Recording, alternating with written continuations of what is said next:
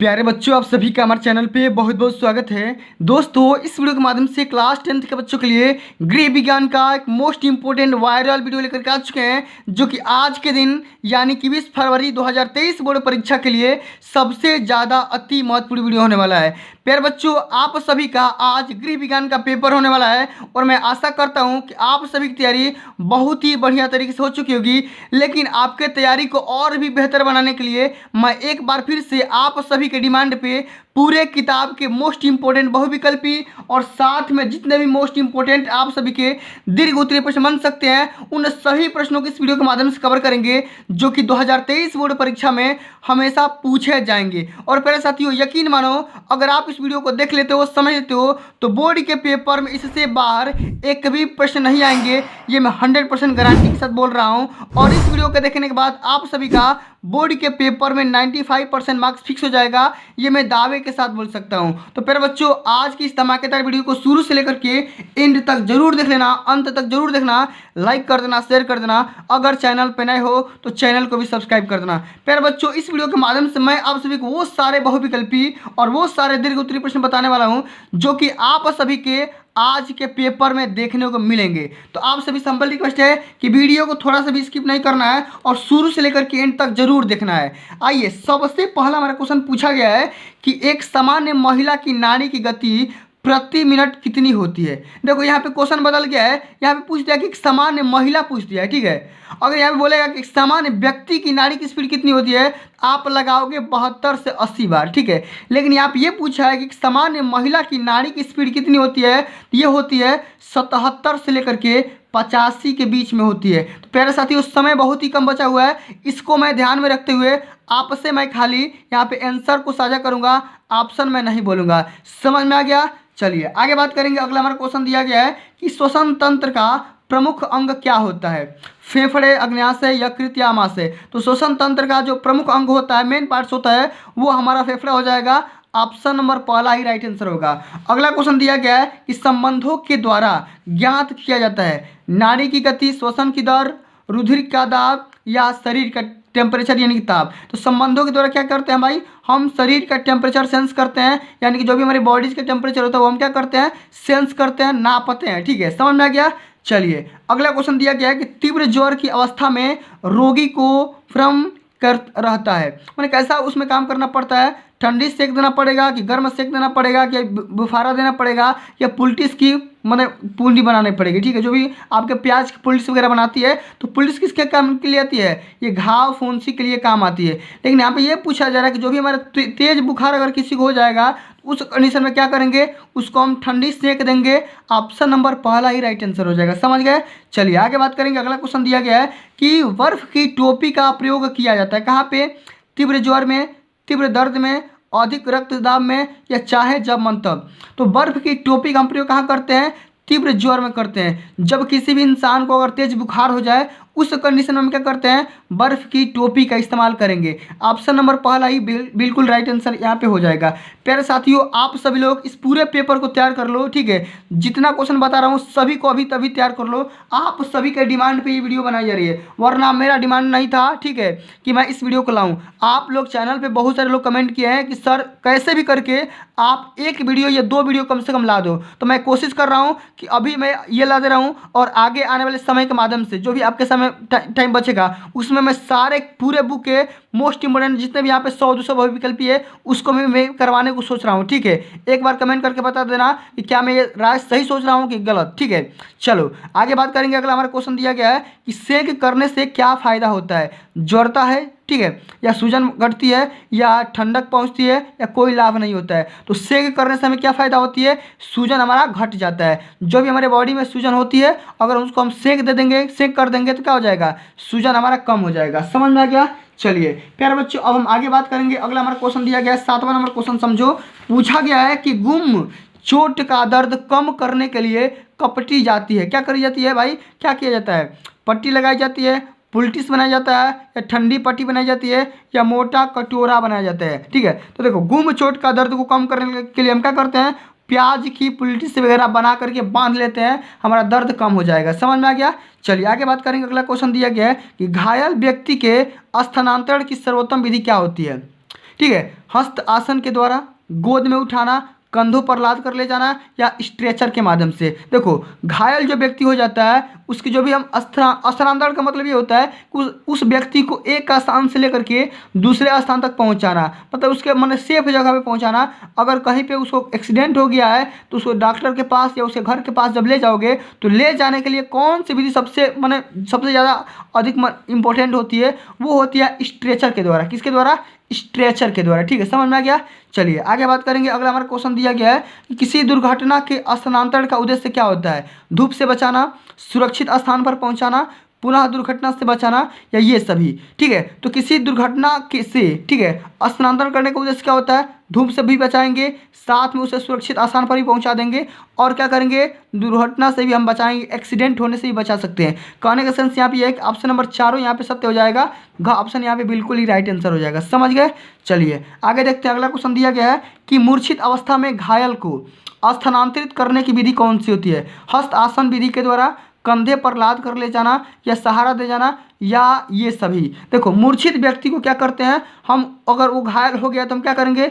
उसको कंधे पर बिठा करके ले जाएंगे। ये सबसे बढ़िया विधि मानी जाती है। समझ में आ गया।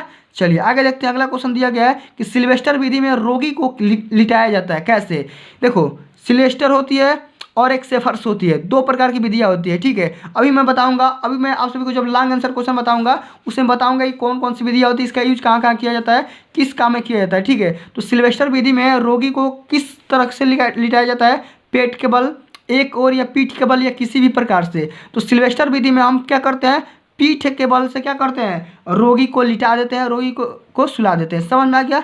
चलिए आगे देखते हैं। अगला हमारा क्वेश्चन दिया गया है कि सिल्वेस्टर विधि का प्रयोग कहाँ किया जाता है? डूबने पर, मूर्छित होने पर, या अस्थि भंग पर, या इनमें से कोई नहीं। तो सिल्वेस्टर विधि का उपयोग इनमें से किसी में भी नहीं किया जा सकता है। ठीक है, तो ऑप्शन नंबर घ यहाँ पे बिल्कुल यहाँ पे राइट आंसर हो जाएगा। समझ में आ गया। चलिए अगला क्वेश्चन देखते हैं कि कृत्रिम श्वसन की सबसे असंगत विधि कौन सी है? सिल्वेस्टर विधि, सेफर्स विधि, लाबार्ड विधि, या कोई भी विधि नहीं। तो कृत्रिम श्वसन की जो सबसे कि असंगत विधि होती है वो होती है लाबार्ड विधि। ठीक है, सबसे अलग होती है। ठीक है, ये सिल्वेस्टर विधि और ये shepherds Vidhi same to same है। ठीक है, थोड़ा सा अंतर है, लेकिन ये लाबार्ड विधि सबसे अलग है। समझ में आ गया। चलिए अगला हम क्वेश्चन देखते हैं। 14 नंबर क्वेश्चन देखते हैं। सारे क्वेश्चन को एक बार देखते रहो। ठीक है, अब इसे तैयार कर लो, एक दो बार देख लोगे पूरा याद हो जाएगा, फाइनल रिवीजन कर लो। एक बार वीडियो को लाइक कर देना, शेयर कर देना, चैनल पर नए हो तो सब्सक्राइब जरूर कर देना। ठीक है, चलिए अगला हमारा क्वेश्चन दिया गया है कि कृत्रिम श्वसन की क्रिया करने से पूर्व स्वच्छ कर ले। क्या करना चाहिए? अगर कोई भी इंसान अगर कृत्रिम श्वसन का मतलब क्या होता है? ठीक है, जो भी ऑक्सीजन के सिलेंडर के माध्यम से सांस ले रहा है उसको हम बोलेंगे कृत्रिम श्वसन। तो जब भी कोई इंसान कृत्रिम श्वसन करता है तो उस क्रिया के दौरान क्या करना चाहिए? क्या साफ करना चाहिए? नाक, कान, या नाक और मुंह, या हाथ और पैर। तो दोनों साफ करना चाहिए, नाक भी और मुंह भी दोनों साफ कर लेना चाहिए। ठीक है, कृत्रिम श्वसन लेने से पहले। समझ में आ गया। चलिए अगला क्वेश्चन दिया गया है कि कृत्रिम विधि से सांस कब दी जाती है? ठीक है, ये जो विधि है भाई, सांस कब दी जाती है? जल में डूबने पर, फांसी लगने पर, या दम घुटने पर, या तीनों अवस्थाओं में। तो कृत्रिम सांस कब दी जाती है? कई बार बता चुका हूँ, तीनों अवस्थाओं में। ठीक है, जब भी कोई इंसान अगर जल में डूब जाता है, उसकी सांस रुक जाती है, तो भी हम क्या कर सकते हैं? कृत्रिम श्वसन दे सकते हैं। ठीक है, अब देखो फांसी, अगर कोई यहाँ पे कोई फांसी का बंदा लगाने जा रहा है तो उस कंडीशन में भी अगर पकड़ा गया तो दे सकते हैं। ठीक है, दम अगर घुट रहा है उस कंडीशन में भी हम क्या कर सकते हैं? कृत्रिम श्वसन दे सकते हैं। समझ में आ गया। चलिए आगे देखते हैं। अगला हमारा क्वेश्चन दिया गया है कि वायु कोशों के समूह का नाम क्या होता है?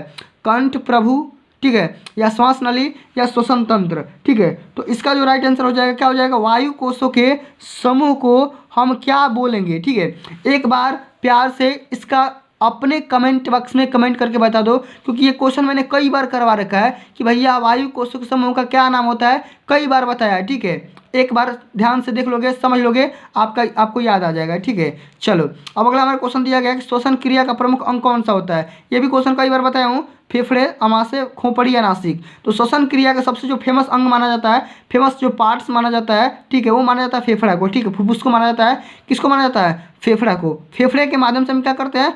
सांस लेने की प्रक्रिया को संभव कर पाते हैं। समझ में आ गया। चलिए अगला क्वेश्चन देखते हैं कि भोजन पकाने में किसका प्रयोग हानिकारक होता है, घी का, मसाले का, सोडा का या कोई नहीं का। ठीक है, तो भोजन पकाने में सबसे अधिक का जो हानिकारक होता है वो होता है सोडा का। ठीक है, ऑप्शन नंबर तीसरा का बिल्कुल यहाँ पर राइट आंसर हो जाएगा। चलिए आगे देखते हैं। अगला हमारा क्वेश्चन दिया गया है कि विटामिन सी का सबसे अच्छा स्रोत क्या है, मूंग दाल, आंवला, दही या चावल। तो विटामिन सी का जो सबसे अच्छा स्रोत होता है वो क्या होता है भैया, वो होता है आपका मूंग दाल होता है कि आंवला होता है कि दही होता है कि चावल होता है। एक बार मेरे को कमेंट बॉक्स में कमेंट करके बताओ विटामिन सी किस में पाई जाती है। तो खट्टे पदार्थों में पाई जाती है। ठीक है, किस में पाई जाती है, खट्टे पदार्थों में। अब खट्टा इसमें पदार्थ कौन लग रहा है, आंवला लग रहा है, तो आंवला को ठीक करो। ठीक है, ऑप्शन नंबर का बिल्कुल यहाँ पर राइट आंसर हो जाएगा। आगे क्वेश्चन देखते हैं, सूर्य की रोशनी में हमें क्या देती है। सूर्य की रोशनी जो भी हमारे सूर्य की किरणें होती है क्या देती है, कौन सी विटामिन देती है, vitamin D, vitamin C, vitamin A, vitamin कोई नहीं। ठीक है, तो सूर्य की रोशनी जो होती है हमें क्या करती है, विटामिन डी प्रोवाइड करती है। ऑप्शन नंबर का बिल्कुल यहाँ पे राइट आंसर हो जाएगा। समझ में आ गया है। चलिए आगे देखते हैं। अगला हमारा क्वेश्चन देखते हैं कि खाना खाने से पहले हाथ धोने चाहिए। क्यों धोने चाहिए भाई, हाथ क्यों धोना चाहिए खाना खाने से पहले, किससे धोना चाहिए, राख से, अपमार्जक से, पानी से या साबुन एवं पानी से। तो खाना खाने से पहले हाथ कैसे धोना चाहिए, तो साबुन और पानी के माध्यम से हम हाथ धो सकते हैं। ठीक है, ऑप्शन नंबर चौथा यहाँ पे बिल्कुल यहाँ पे राइट आंसर हो जाएगा। चलिए आगे देखते हैं। अगला क्वेश्चन दिया गया है कि वसा में कौन सा विटामिन घुलनशील नहीं है। ठीक है, ए, बी, ई, के। तो वसा में घुलनशील विटामिन बी नहीं है। ठीक है, क्या हो जाएगा, बी नहीं होगा और बाकी यहाँ पे क्या हो जाएंगे, वसा में घुलनशील विटामिन हो जाएंगे। समझ में आ गया। चलो अगला क्वेश्चन देखते हैं। क्वेश्चन बोल रहा है कि जल में घुलनशील विटामिन कौन सी है, vitamin A, B, C, vitamin B, C, vitamin A, D या विटामिन ई, के। तो जल में अगर घुलनशील पूछेगा तो विटामिन बी और सी हो जाएगा। सी मैंने बताया था कि किस में पाया जाता है, आंवला में पाया जाता है। समझ में आ गया।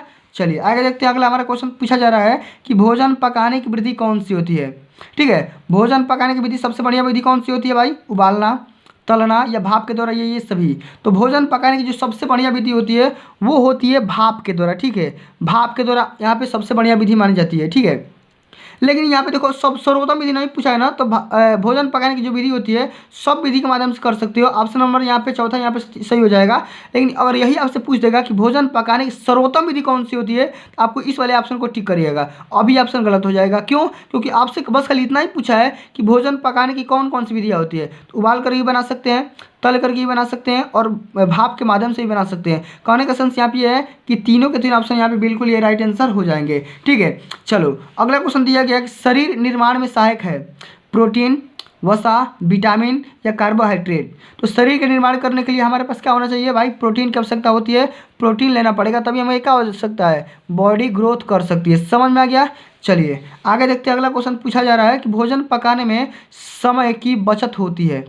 ठीक है, तल करके, उबाल करके, प्रेशर कुकर के माध्यम से या भून करके। तो भोजन पकाते समय अगर आपको समय बचाना है, टाइमिंग बचाना है, तो आपको क्या करना पड़ेगा, आपको कुकर में खाना बनाना पड़ेगा, प्रेशर कुकर में। यानी कि ऑप्शन नंबर ग बिल्कुल यहाँ पे राइट आंसर हो जाएगा। ठीक है, चलिए आइए देखते हैं। अगला क्वेश्चन पूछा जा रहा है कि विटामिन ए का उत्तम स्रोत क्या है। विटामिन ए का सबसे बढ़िया स्रोत बताना है, दाल, दूध, खट्टे फल या पीली और हरी सब्जियां। तो विटामिन ए का जो सबसे बढ़िया स्रोत होता है वो होता है मिल्क, यानी कि दूध होता है। समझ में आ गया। चलिए आगे बात करते हैं। अगला हमारा क्वेश्चन दिया गया है प्यारे साथियों कि प्रोटीन किस में पाया जाता है, मिठाई में, ठीक है, दालों या सोयाबीन में, संतरों में या आलू में। तो प्रोटीन हमारा किस में पाया जाता है, सोयाबीन या दालों में पाया जाता है। ठीक है, ऑप्शन नंबर यहाँ पे खा बिल्कुल यहाँ पे करेक्ट आंसर हो जाएगा। समझ में आ रहा है कि नहीं, समझ में आ रहा है तो वीडियो को लाइक क्यों नहीं करते हो, अभी लाइक करो जल्दी। ठीक है, प्यार से बोल रहा हूँ, गुस्सा मत मानना। ठीक है, चलो तो प्रोटीन पाया जाता है किस में पाया जाता है, दालों में और सोयाबीन दोनों में पाया जा सकता है। ठीक है, चलो अब अगला हमारा क्वेश्चन पूछा जा रहा है कि प्रोटीन का मुख्य कार्य क्या होता है। शरीर की वृद्धि तथा विकास करना, ऊर्जा प्रदान करना, ठीक है, अस्थि निर्माण करना या हृदय गति का सामान्य रखना। ठीक है, तो प्रोटीन हमारा क्या करता है, ये हमारे शरीर की वृद्धि और विकास में काम आता है। जो भी हमारे शरीर की प्रोटीन होती है वो क्या करती है, उसका काम ही यही है कि शरीर को ग्रोथ करना और उसका विकास करना। समझ में आ गया। चलिए आगे बढ़ते हैं। अगला क्वेश्चन दिया गया है कि प्रोटीन की कमी से कौन सा रोग हो जाता है। ठीक है, बेरी, ठीक है, एनीमिया या मरासमस या तपेदिक। ठीक है, तो प्रोटीन की कमी से ये वाला रोग हो जाता है मरासमस हो जाता है। ठीक है, ऑप्शन नंबर का बिल्कुल यहाँ पे करेक्ट आंसर हो जाएगा। आगे बढ़ते हैं, अगला हमारा क्वेश्चन पूछा जा रहा है कि दूध में किस विटामिन का अभाव रहता है, मतलब दूध में कौन सा विटामिन नहीं पाया जाता। विटामिन ए, डी, सी और के। तो विटामिन सी बिल्कुल ही दूध में नहीं पाया जाता है। क्यों? क्योंकि ये विटामिन जो सी है खट्टे पदार्थों में पाया जाता है और दूध तो आपका खट्टा होता नहीं है। ठीक है, तो ये किस में पाया जाता है विटामिन सी? ये खट्टे पदार्थों में, आंवला, नींबू वगैरह में पाया जाता है। समझ में आ गया? चलिए आगे देखते हैं कि अतिसार में क्या देना चाहिए। रोटी दे, वाटर, ठीक है, या मीट या पुलाव। तो हम क्या करते हैं अतिसार में, क्या करते हैं हम पानी पिलाते हैं। क्या करते हैं भाई? पानी पिलाते हैं। क्यों? क्योंकि अतिसार रोग में पानी की कमी हो जाती है। ठीक है, इसलिए हम क्या करते हैं पानी हमेशा पिलाते रहते हैं। समझ में आ गया? चलिए आगे देखते हैं, अगला हमारा क्वेश्चन पूछा जा रहा है कि किसी भी भोज्य पदार्थ से प्राप्त ऊर्जा को नापने की इकाई कौन सी होती है। कैलोरी, ठीक है, अंश, डिग्री या ग्राम। तो किसी भी भोज्य पदार्थ की जो भी ऊर्जा होती है उसको नापने के लिए हमारे पास कैलोरी में होना चाहिए। ठीक है, कैलोरी उसकी यूनिट होती है, इकाई होती है। समझ में आ गया? चलिए आगे देखते हैं, अगला हमारा क्वेश्चन पूछा जा रहा है कि क्षय रोग के रोगी को कौन सा भोजन देना चाहिए। ठीक है, क्षय रोग के रोगी को कौन सा भोजन देना चाहिए। मिर्च मसालेदार, दूध या उबला हुआ, ठीक है, या स्वादिष्ट। ठीक है, तो हमें क्या करेंगे क्षय रोग से जो भी रोगी होते हैं उनको क्या करना चाहिए, हमें अधिकांश दूध देना चाहिए उबाल करके। समझ में आ गया? चलिए आगे बढ़ते हैं, अगला हमारा क्वेश्चन पूछा जा रहा है कि भैया बताओ कि रोग की अवस्था में कमज़ोर हो जाती है, क्या हो जाती है? स्मरण शक्ति, नज़र, पाचन शक्ति या श्रवण शक्ति। तो रोग की अवस्था में जो भी हमारी ये होती पाचन शक्ति, ये बहुत ही बेकार हो जाती है। ऑप्शन नंबर का बिल्कुल यहाँ पे राइट आंसर हो जाएगा। समझ में आ गया? तो प्यारे साथियों हमने पूरे के पूरे बहुविकल्पी प्रश्नों को कवर कर लिया।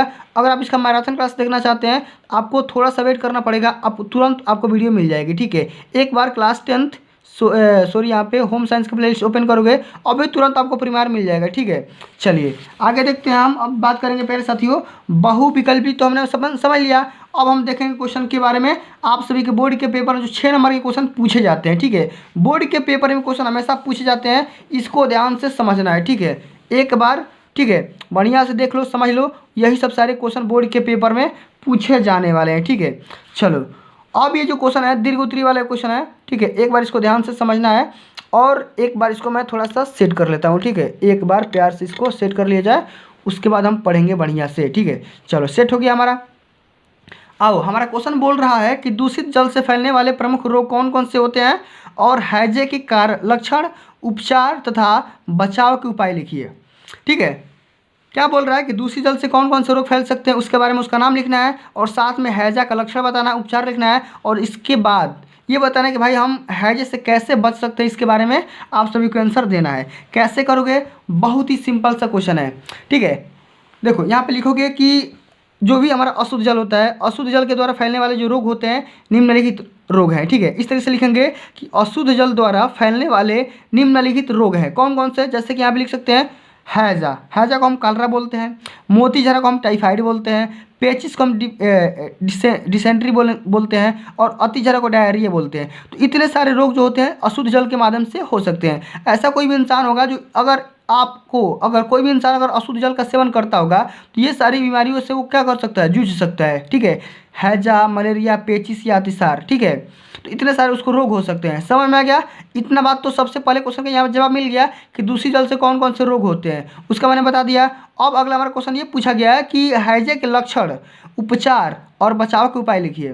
तो यहाँ पे लिखेंगे हैजा। ठीक है, अब यहाँ पे हेडिंग लगाएंगे लक्षण। क्या लगाएंगे हेडिंग? लक्षण। अब हैजा जब रोग हो जाएगा तो इंसान को क्या मतलब लक्षण हो जाएगा, उसमें कौन कौन सी घटनाएं होना स्टार्ट हो जाएगी। सबसे पहले चावल के मार जैसे वो दस्त करना स्टार्ट कर देगा। ठीक है, चावल का जो मार देखो ना, चावल के मार जैसे सेम वो क्या करने लगेगा, उल्टी करना स्टार्ट कर देगा। उसके बाद अत्यधिक मूत्र और बार बार वमन करने लगेगा, मतलब उसको बार बार पेशाब लगेगा और साथ में क्या करेगा, वो बार बार उल्टी भी कर सकता है। समझ में आ गया?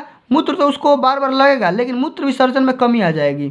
ठीक है, थोड़ा थोड़ा पेशाब आएगा। समझ में आ गया? चलिए, और शरीर कमजोर व दुर्बल हो जाएगा, माने बहुत पतला दुबला हो जाएगा। ठीक है, ये होता है हैजा का लक्षण। इसी से माने इंसान हैजा रोग पकड़ा जाता है। समझ में आ गया?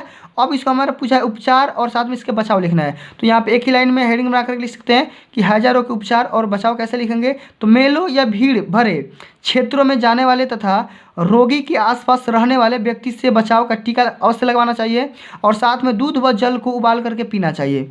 जैसे मान लो आपको मेला में या भीड़ में जा रहे हो, ठीक है, तो आपको क्या करना चाहिए, आपको अवश्य ही इसके माने हैजा को जो भी टीका लगाया जाता है उस टीका को लगवा लो, तभी आप बाजार में या मेला में या भीड़ में घूमो, ठीक है। सोशल मतलब डिस्टेंसिंग का फॉलो करना है, ठीक है। समझ में आ गया। इतने सारे आप सभी को पॉइंट लिखना पड़ेगा, तब जाकर के 6 नंबर यहाँ से मिलने वाले हैं। चलिए अब प्यारे साथी हम आगे बात करेंगे। अगला हमारा क्वेश्चन पूछा गया है कि थर्मामीटर का प्रयोग करते समय आप किन किन बातों का या किन किन सावधानियाँ कौन कौन सावधानियाँ रखनी चाहिए आपको, इसके बारे में बताना है, ठीक है। थर्मामीटर किस लिए यूज किया जाता है, टेम्परेचर को ये सेंस करता है, सभी को पता है, ठीक है। जब भी आप लोग बीमार पड़े होंगे तो आप गए होंगे डॉक्टर के पास दवा लाने के लिए, तो आपको जरूर ये थर्मामीटर दिया होगा लगाने के लिए कि भैया आप लोग क्या करो, अपने बॉडी का टेम्परेचर सेंस करके बताओ कि आपको कितना डिग्री बुखार लगा हुआ है, और उसी के हिसाब से वो डॉक्टर एक्शन लेता है, दवाई देता है। समझ में आ गया। चलिए कैसे करेंगे, कैसे लिखेंगे कि थर्मामीटर का प्रयोग करते समय निम्नलिखित बातों का सावधानियों का हम ध्यान रखेंगे, ठीक है। सबसे पहले हम ये लिखेंगे कि थर्मामीटर का प्रयोग करने से पूर्व से, ठीक है, क्या लिखेंगे कि थर्मामीटर का प्रयोग करने से पूर्व उसे भली प्रकार से साफ कर लेना चाहिए, ठीक है। जैसे मान लो आपको थर्मामीटर का यूज करना है तो क्या करो, उसको सबसे पहले बढ़िया से साफ कर लो। साफ करने के बाद प्रत्येक बार प्रयोग में लाने से पहले क्या लिखेंगे, प्रत्येक बार प्रयोग में लाने से पहले निसंक्रामक, ठीक है, घोल यानी कि स्प्रिट बोलते हैं, ठीक है, निसंक्रामक घोल होता है या स्प्रिट होता है, स्प्रिट से इसे धो लेना चाहिए, ठीक है।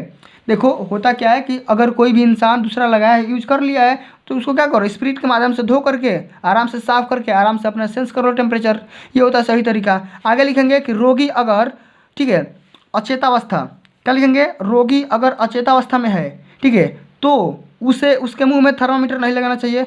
अचेतावस्था मतलब ये होता है कि बुखार ज़्यादा लग गया है, ज़्यादा उसको टेम्परेचर सेंस मतलब ज़्यादा हो गया है, ठीक है, तो उसको क्या करना चाहिए, उसके मुंह में थर्मामीटर का यूज नहीं करना चाहिए, नहीं लगाना चाहिए।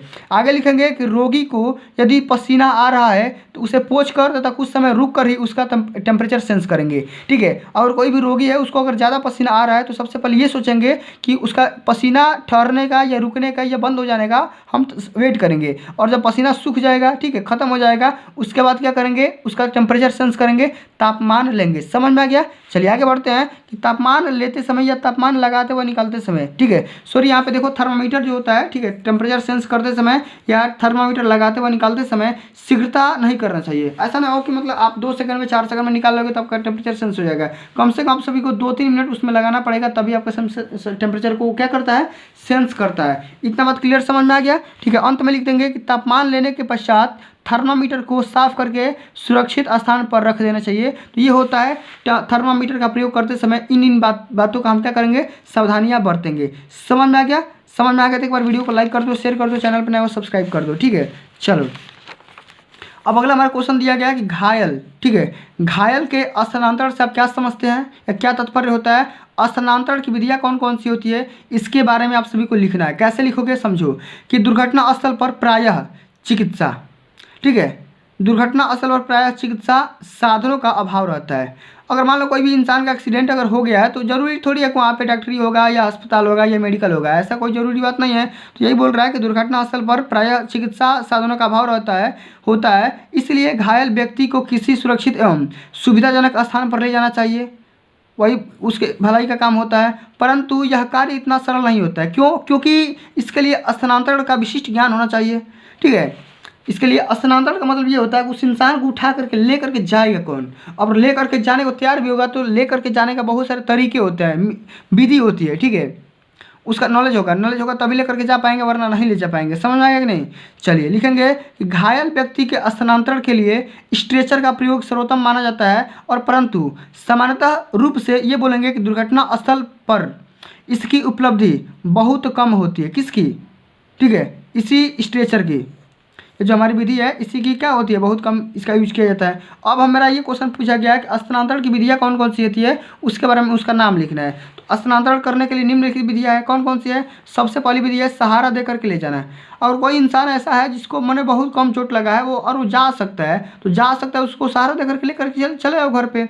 अगर वो नहीं जा सकता है तो गोद में ले करके जाओ, फिर नहीं जा सकता है तो पीठ पर ले करके जाओ, ठीक है। और गोद में नहीं ले जा पा रहे हो तो पीठ पर ले जाओ, और पीठ पर नहीं लेके जा पा रहे हो तो उसको कंधे पर बिठा करके लाद करके ले करके घर चले जाओ, हॉस्पिटल पहुँचा दो। समझ में आ गया। चलिए समझ में आ गया तो आगे बात करेंगे। अगला हमारा क्वेश्चन दिया गया है कि कृत्रिम शोषण से आप क्या समझती हैं, ठीक है, और किसी एक कृत्रिम शोषण या विधि का वर्णन करिए।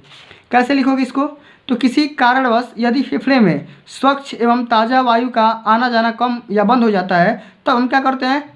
दम घुटने की स्थिति में आ जाता है, ठीक है। ऐसे में शरीर की कोशिकाएं को ऑक्सीजन की आवश्यकताओं की पूर्ति न हो पाने के कारण व्यक्ति की मृत्यु तक भी हो सकती है। अगर शरीर में ऑक्सीजन पहुंचेगा नहीं और ऑक्सीजन जो गया है वो बाहर निकलेगा नहीं तो फिर क्या हो सकता है? मृत्यु तो होना ही तय है, ठीक। अब यहाँ पे हमारा क्वेश्चन ये बोल रहा है कि भैया हमें ये बताना है किसी एक कृत्रिम शोषण की विधि का वर्णन करना है। तो दो विधियाँ होती है, ठीक है, दो विधियाँ होती है, कई बार बता चुका हूँ, ठीक है। अब हमारे दो विधि में से किसी एक विधि का नाम लिख लो। सेफर्स विधि का मैंने यहाँ पे लिख करके बताया कि सेफर्स विधि क्या होती है। अब सेफर्स विधि में क्या होता है भाई? इसमें दुर्घटनाग्रस्त व्यक्ति के पेट को क्या करते हैं? आधार मान लेते हैं, यानी कि पेट के बाहर उसको सुला देते हैं, उसको आधार मान करके लिटा देते हैं, ठीक है, लिटाना चाहिए। तथा मुँह को एक ओर कर देना चाहिए, टांगों आदि को फैला करके रखना चाहिए, नाक मुंह आदि अच्छी तरीके से साफ कर देना चाहिए। और इस विधि का अंतर्गत किसी भी व्यक्ति को सांस लेने में उपयुक्त मदद मिल सकती है। कब? जब आप इतना प्रोसेस करोगे तब। समझ में आ गया? चलिए अब हम आगे बात करेंगे। अगला हमारा क्वेश्चन पूछा गया है कि स्पंज करना किसे कहते हैं, ठीक है, स्पंज करना किसे कहते हैं और रोगी को कब और क्यों स्पंज किया जाता है ये बताना है। सबसे पहले हम तो ये बताना है कि स्पंज करना क्यों जरूरी होता है, क्यों आवश्यकता होता है, और रोगी को कब और क्यों स्पंज किया जाता है, इसके बारे में हमें लिखना है। कैसे लिखोगे? समझो, जितना क्वेश्चन बता रहा हूँ सभी क्वेश्चन कभी कभी तैयार कर लो। यही सब सारे क्वेश्चन बोर्ड के पेपर में 100% पूछे जाएंगे, ठीक है। लिखेंगे कुछ दशाओं में रोगग्रस्त अथवा दुर्घटनाग्रस्त व्यक्ति को खुले पानी में स्नान करना उचित नहीं माना जाता है। माने कुछ दशाओं में ऐसा भी रोग होता है जो क्या कर सकते हैं, मतलब कि खुले स्थान में हम नहा नहीं सकते हैं, जैसे तालाब हो गया, ठीक है, ये सब सारे क्या हो सकते हैं, मतलब कैसा हम नहा नहीं सकते हैं, ठीक है। इन दशाओं में, ठीक है, व्यक्ति की शारीरिक सफाई के लिए स्नान के विकल्प के रूप में एक अन्य उपाय को अपनाया जाता है, ठीक है। माने स्नान नहीं करना, स्नान के बदले में कुछ और कर सकते हैं। क्या कर सकते हैं आगे समझिए कि शारीरिक सफाई के इस उपाय को हम स्पंज करना बोलते हैं। मतलब अगर इंसान को नहलाना नहीं है, ठीक है, नहलाना नहीं है और नहलाने के बदले में उसको ऐसा काम करना है कि वो मैं ऐसा फील करे, ठीक, उसी को हम क्या बोलते हैं? स्पंज करना बोलते हैं। अब देखो हमारा क्वेश्चन बोला गया कि कब और क्यों किया जाता है, इसके बारे में लिखना है। इसके अतिरिक्त कभी कभी तीव्र ज्वर की दशा में भी शरीर के तापमान को कम करने के लिए ठंडे जल से स्पंज करना चाहिए। स्पंज मतलब ये होता है पोछा लगा दो, शरीर का जो बॉडी होता है ना, क्या कर दो, एक कपड़ा भिगो करके बढ़िया से उसको पोछ दो, ठीक है, ताकि इंसान को नहलाना जा सके और नहलाने वाली काम हो सके, ठीक है। समझ में आ गया? चलिए आगे देखते हैं कि रोगी को स्पंज करने के लिए परिचारिका अथवा किसी अन्य व्यक्ति के द्वारा किया जाता है। परिचारिका मतलब होता है क्या? जो भी मतलब कि नौकरानी वगैरह होती है, मतलब नौकर वगैरह होते हैं, ठीक है, या नौकर उसको देखभाल करने वाली। समझ में आ गया कि नहीं? तो इतने सारे आप सभी को प्यारे साथियों आज की इस वीडियो के माध्यम से मैंने बता दिया। जितने भी यहाँ पे मोस्ट इंपोर्टेंट बहुविकल्पी थे, ठीक है, और लघु उत्तरी थे, दीर्घ उत्तरी थे, सभी मैंने बता दिया, ठीक है। एक बार कमेंट करके बता देना कि क्या मेरे को वो वीडियो लाना चाहिए कि नहीं लाना चाहिए, तुरंत बताना चाहिए अपना फीडबैक। एक बात और प्यारे साथियों, मैं आपको जो नंबर दिया हूँ उसी नंबर पर आप लोग अपना, ठीक है, पेपर सेंड कर दीजिएगा, ठीक है, प्लीज़ पेपर सेंड कर दीजिएगा। पेपर हमको चाहिए किस लिए? एनालिसिस करवाने के लिए। आपके कितने क्वेश्चन सही हुए हैं, कितने क्वेश्चन गलती हुए हैं, इसका अनुमान कैसे लगेगा? इसका अनुमान कब लगेगा? जब आप मेरे को पेपर आप लोग दोगे तब, ठीक है। तो पेपर मेरे को PDF के रूप में सेंड कर सकते हो, मैं उसका फुल एनालिसिस करवा दूंगा। और एनालिसिस वाली वीडियो को जरूर देखना, ठीक है। क्यों देखना? क्योंकि आप कितना में कितना सही किए हो और मैं कितना बताया हूँ उसमें से कितना आया है कितना नहीं आया है, इसकी भी तो जानकारी लगनी चाहिए कि नहीं बच्चों, ठीक है। तो एक बार इसका ध्यान रखना है। और नंबर मैंने बताया था, नंबर यहाँ पे मैं फिर एक बार लिख दे रहा हूँ, 83 18 10 50 51, ये मेरा नंबर है, ठीक है। और आपको इसी नंबर पे खाली व्हाट्सअप करना है, कॉल वगैरह नहीं करना है, केवल व्हाट्सअप करना है, ठीक है। व्हाट्सअप कर देना, ठीक है। और क्या करना है? अपना गृह विज्ञान का पेपर व्हाट्सअप करना है, ठीक है। क्या करोगे? अपने गृह विज्ञान का पेपर व्हाट्सअप कर दोगे। समझ में आ गया? चलिए समझ में आ गया तो एक बार फिर से धन्यवाद। मिलते हैं अगली वीडियो में, तब तक के लिए जय हिंद, जय भारत, वंदे मातरम।